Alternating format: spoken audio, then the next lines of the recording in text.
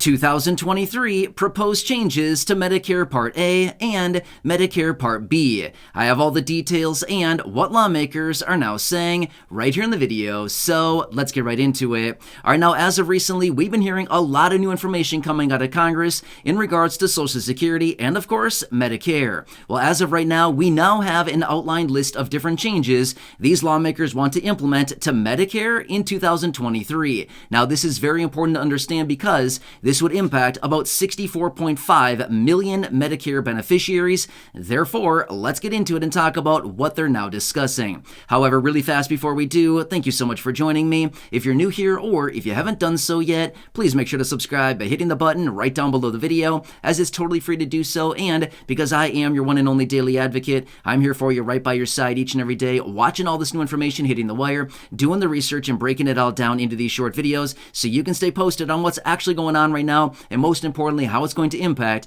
you, your money, your benefits, your lifestyle, your bank account, and of course, any new information like this that they may want to implement and change your monthly benefits or programs like Medicare. So therefore, it's very important. Please make sure to subscribe down below if you haven't done so yet, and also remember, I'm here for you in any way that I can be. That's my dedication, that's my commitment, and as always, that is my promise to you and everybody right here in the community. All right, thanks again. Let's get into it and talk about what these lawmakers are now suggesting as far as changes to Medicare Part A and Medicare Part B.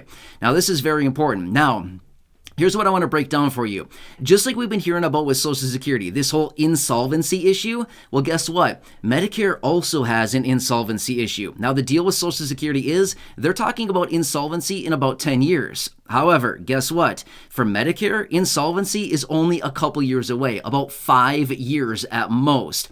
In fact, the Medicare Part A trust fund is likely going to have a shortfall in about 2028. That's only about 5 years from right now, okay? So they've got to make some quick action on this thing, and they need to do something about this because in the event that this Medicare Part A trust fund becomes insolvent or there's a shortfall, they can only pay out about 90% of claims. In other words, guess where that extra 10% is going to go? They're going to come looking for you, and they're going to be asking you for some money on that one, okay? So this is very important to understand, and why they got to do something about this, because guess what? If they don't figure this thing out, that extra money is going to come back onto the beneficiaries. Therefore, they're going to be looking for some money, right? So yeah, we don't want to be the ones paying for that, right? Anyway, let me talk you through some details. So like I said earlier, this encompasses about 64.5 million Medicare beneficiaries. A lot of people, right? All right, so here's what they're discussing and what they want to do about this. So as of right now, Medicare collects taxes on payroll taxes, right? So employees pay in 1.45% into Medicare taxes, and the employer pays another 1.45% tax on the behalf of the employee. For self-employed people, it's doubled, right? They pay the employer side and, of course, the employee side. However, here's what they're considering doing. Now, again, I want to make this very clear before we get into this any further.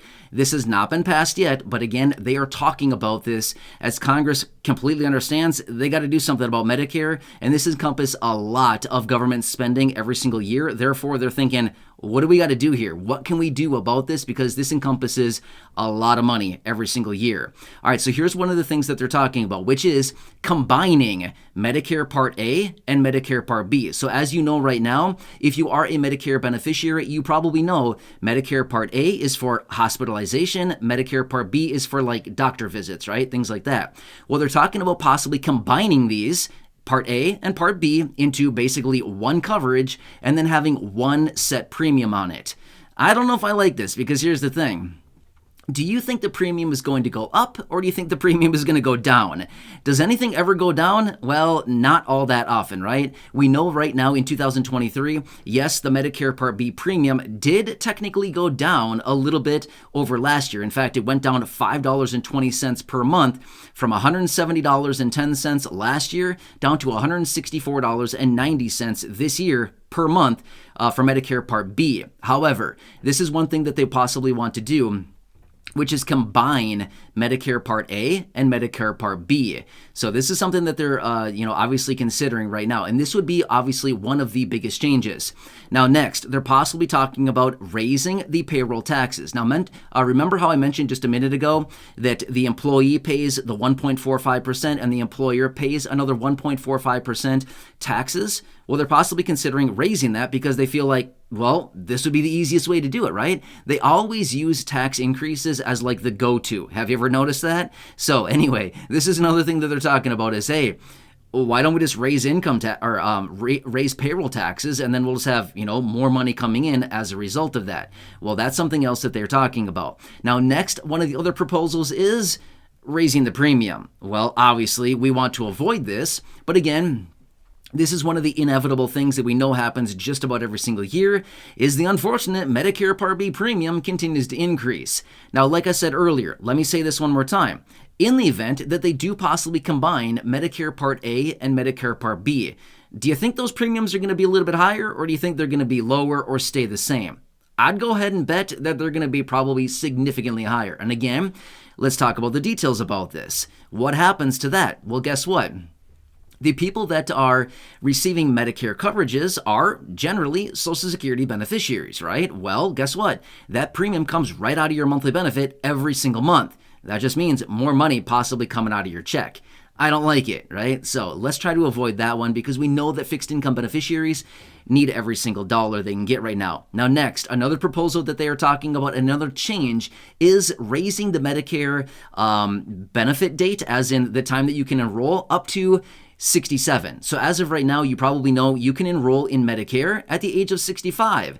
However, they're saying, well, wait, the full retirement age of Social Security is between the ages of 66 and 67, and anybody born after 1960 or later, their full retirement age for Social Security is 67 as of right now. They're saying, but wait, why would we have Medicare eligibility at 65 and Social Security at 67? Well, let's just raise it up. So this is something they're also talking about right now as well, which is raising Medicare eligibility up to the age of 67. So that would raise it up by 2 years.